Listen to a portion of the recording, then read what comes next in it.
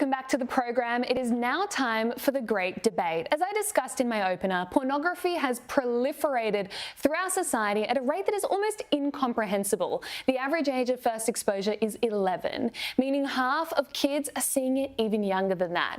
A recent Australian study found that for 15 to 29-year-olds, 39% of men and 19% of women watched pornography daily in the last 12 months. What does this do to women, to men, to our relationships? And is it good for our society? Joining me now to debate this issue is adult content creator Belinda Gavin and anti-porn activist and author Melinda Tankard Reist. Belinda, let's start with you. How did you get into the sex industry? It started in Los Angeles. I lived in Los Angeles for the best part of 20 years as an actress. And during that time, I was approached to do some erotic movies. Now, for me, I didn't have a problem with being nude. And I was acting. So it was absolutely a dream come true. I got to travel around. I was on set and I was being an actress. I then maneuvered through the industry and actually started working in full porn, so XXX rated, and OnlyFans popped up. Cut to, after COVID and OnlyFans becoming bigger, the word porn and being a porn star kind of, it wasn't as bad as it used to be because it started to become, I guess, more accepted. Melinda, you do a lot of work in this sort of anti-pornography space, shining a light on some of the dark sides of the industry. What do you say to Belinda's story? Is that a common path into porn? And what are the risks involved in seeing pornography become so mainstreamed? Yeah, we've certainly seen the normalisation and the glamorisation and the embedding of the sex industry, including now on TikTok, which has 200,000 young people there and 62% under the age of 16. So certainly there has been a massive transformation and embedding a normalisation of the industry, teaching young women that it's an aspiration, it's an aspirational goal to commodify your body, to sell porn, to become a content creator on OnlyFans. We are seeing this on TikTok. I've been studying the TikTok to OnlyFans pipeline, but unfortunately, a lot of young women aren't given a true picture of what might happen to them there. So they're groomed to be sellers. Boys are groomed to be consumers. And OnlyFans has been implicated in non-consensual image sharing, in sharing rape videos, images shared without consent. Reuters did a big investigation last year and found minors were being sold on the platform, child sexual exploitation material sold on the platform. So often a lot of young women see wealth and fame and riches and popularity and exotic holidays normalized on the social media platforms, which they're required to have. That's what OnlyFans requires.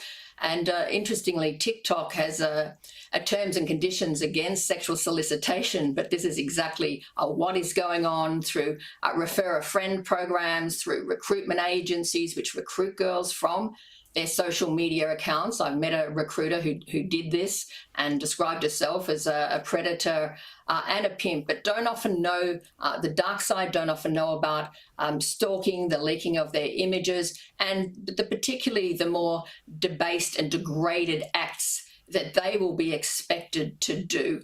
For example, the Bop House combined following 33 million barely legal content, and the girls that look the youngest, the most childified, make the most money because that's the demand. That's what men want.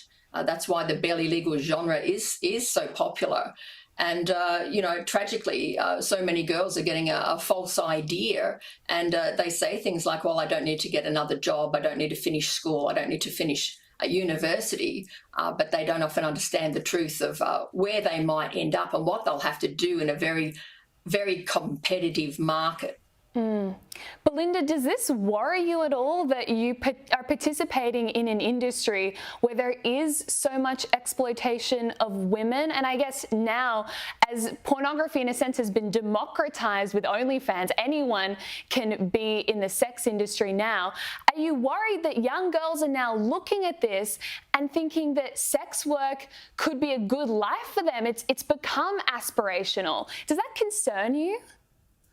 It is of concern, but I think, and Melinda's right with everything that she said, you know what I mean? There has been lots of things that have happened within the platforms. Nowadays, there's a lot more rules and regulations.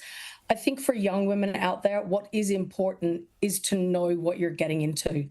You have to understand that once you cross this line, that's it. It's going to be there. Some people, I'm very face out. I'm very outspoken about the industry, obviously. But I knew that, I knew that coming into this and I understood it. I think, yes, some girls are unfortunately jumping in because they see, there's a lot of girls that do very well now. And you don't have to actually do X-rated stuff on OnlyFans either. There's still a lot of girls that make a lot of money not doing X-rated stuff.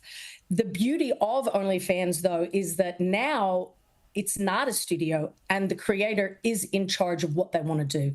And that's what I think is the best thing about OnlyFans. I speak to a lot of young girls and obviously deal with a lot of creators, and knowing, what you're getting into and choosing your boundaries. You don't have to go all the way. You don't have to be a Bonnie Blue. You don't have to be an Annie Knight. This is entertainment, just like any other movies. It's entertainment. It's not education. It is entertaining people. And that's what is in the hands of the creator now.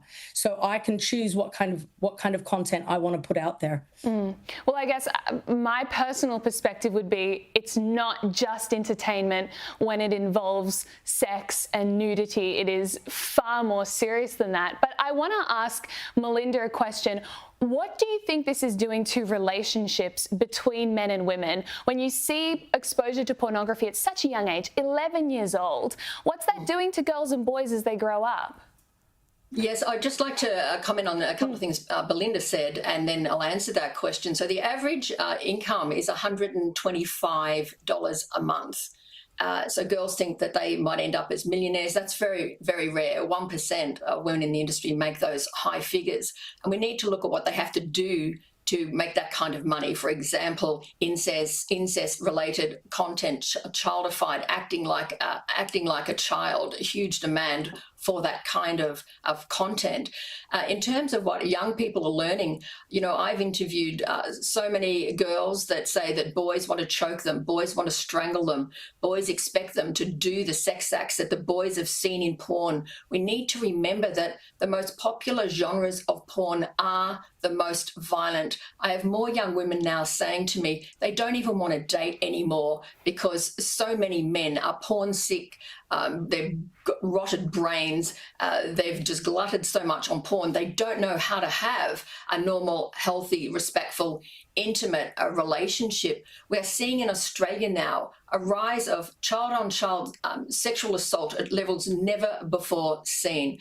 The ABS data shows that adolescent boys 14 to 19 are now not only committing the highest rates of sexual offences against women and girls, they are committing the highest rates of sexual offences against children. This has not been seen before. You can find that research in the International Journal of Child Abuse and Neglect, and any authority in the field is now identifying exposure to pornography, to violent pornography as fueling attitudes which drive violence against women. We cannot address the epidemic of violence against women if we don't address the role pornography has in shaping attitudes and behaviours towards real women and real girls. This isn't fantasy. This is happening in the real world.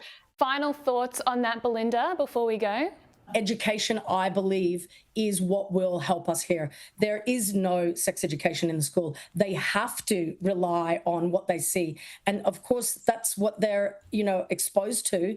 And hopefully we could have some OnlyFans that is educational. That would be my dream, is to be able to have creators that are actually caring about, and it is called ethical porn. There's a lot of them out there.